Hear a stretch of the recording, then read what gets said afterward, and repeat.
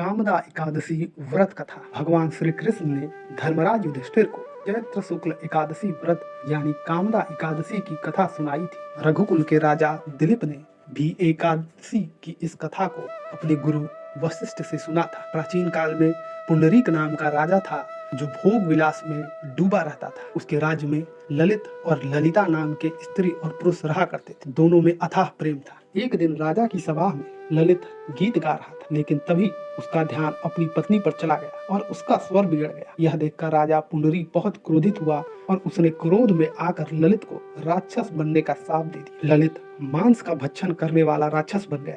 अपने पति का हाल देखकर राजा की पत्नी बहुत दुखी हुई। अपने पति को ठीक करने के लिए ललिता ने कई लोगों से इस बारे में पूछा। आखिरकार ललिता विंध्याचल पर्वत पर श्रृंगी ऋषि के आश्रम में गई।